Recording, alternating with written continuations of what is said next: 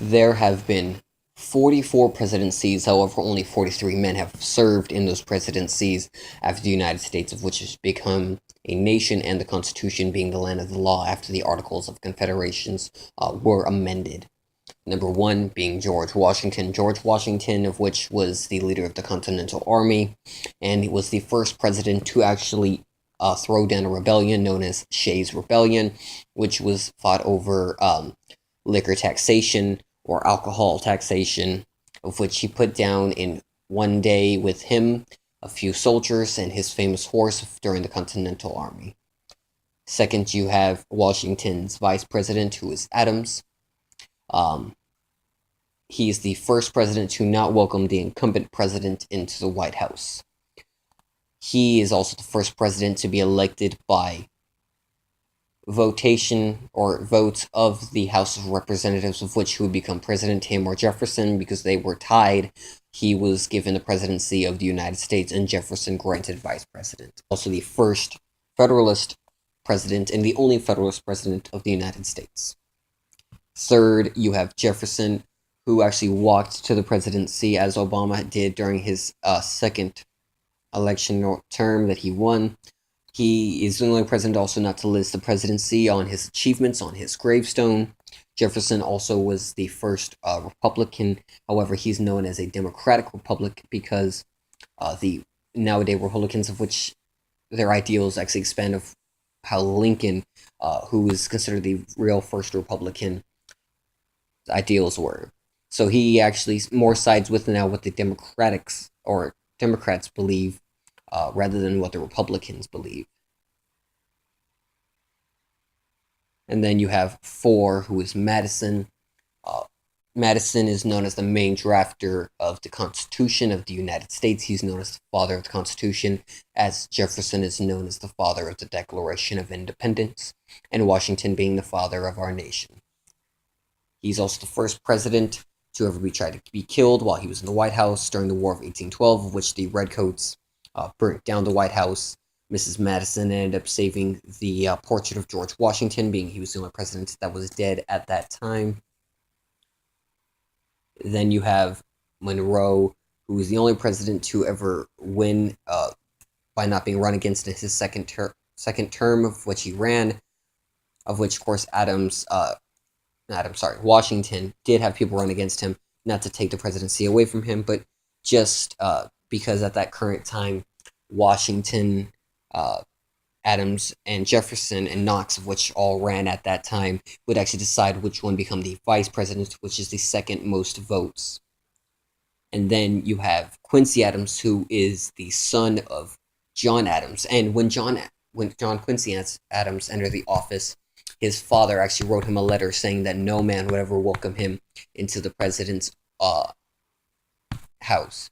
Then you have, at that current time, John Quincy Adams, actually made a deal with the current House of Representatives, Speaker of the House, of which he and Jackson ended up not getting the most votes at that current time.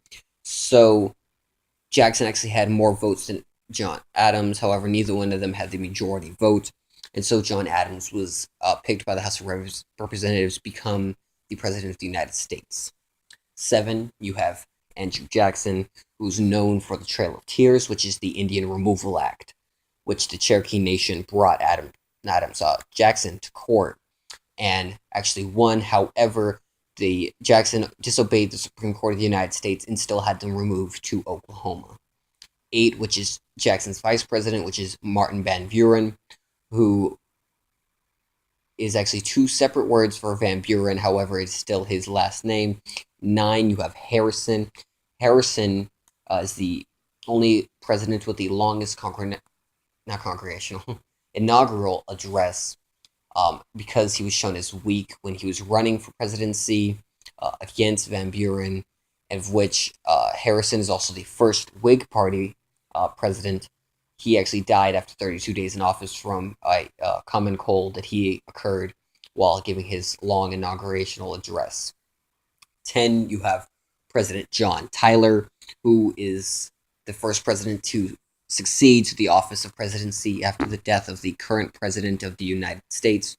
John Tyler is also the first rebellious president, meaning that after he had already obtained the presidency and served his time in office, in his older years, he was elected to the representative of the Confederate States of America. He actually died on his way to their first meet. However, he is still considered one of our great presidents and is in the presidential circle in Hollywood Cemetery with President Madison. Then you have 11, who is Polk, who overseed the Mexican-American War. Then you have Taylor, who died within about a year and a half of his office. Then you have Fillmore, Pierce, who was President 14, who's seen as a hard president, a very stubborn man, because he actually watched his son die on his way to the White House. Then you have 15, who's Buchanan, who is a very soft president, who ended up not being a very popular president because he actually did not know whether or not, in his mind, the states had the right to secede or whether they did not. Lincoln, who was president number 16, was a very famous president who wrote the Emancipation Proclamation, which actually only guaranteed freedom to the slaves, of which are when the rebellious states, meaning that the states are not state slaves in the states of Missouri and Maryland, which were Union states. However, they were not granted freedom in those states until the 13th Amendment was pushed through. Then you have 17, who was the first impeached president, Andrew Johnson. Impeached meaning to bring to trial. It does not mean to remove from office. That is actually known as removal of office of the presidency of the United States. He did not lose the presidency by one vote. Then you have, he didn't lose the presidency, though, by that one vote. Is the only thing that saved him. You have 18, which is Grant. Grant, who's the commander-in-chief, right underneath the president, for the United States in the Civil War, which was actually first offered to Robert E. Lee, who turned it down so he could be that of the Confederate States. Then you have 19, who is Hayes, who's the first and only bachelor president. You have 20, who's Garfield, who was stated to have made a deal to obtain the presidency. He denied such forth. However, the person that stated he made the deal with ended up shooting him and killing him. And he actually watched the ocean as he was passing away. Then you have 21, who's Arthur. 22, who's Cleveland, who's the only president to actually obtain two non-consecutive terms, which is 22 and number 24. You have number 23, who's Benjamin Harrison, who's the grandson of William Harrison, William Harry Harrison. Sorry, that's what it fully says on his gravestone, if you ever want to look that up. He's the president that died after the 32 days in office. He is the shortest presidential term in office. Then you have number 25, which is McKinley, which is the highest mountain in the United States and in North America. Mount McKinley, which is in Alaska, is named after him. You have 26, who is Teddy Roosevelt or Theodore Roosevelt, who actually won not only the presidency after succession, but then he also won a term afterwards, which he is the only president to ever win a second term after obtaining the presidency. Then you have 7, which is Taft, which is actually Roosevelt's handpicked successor. However, Roosevelt did not like the way he ran the nation, so when the second term came up for Taft, he ran against him, splitting the party in two, of which then number 28, Woodrow Wilson, ended up becoming the president of the United States. His first name is actually Thomas. He did not like the name, however, so the 28th president's name is actually Thomas Woodrow Wilson. Number 29, which is Harding, a very womanizer president, the most womanizing president out of all the presidents, yes, even over William Jefferson Clinton, who is the 42nd president, of which I will get to later. Then you have 30, which is Coolidge.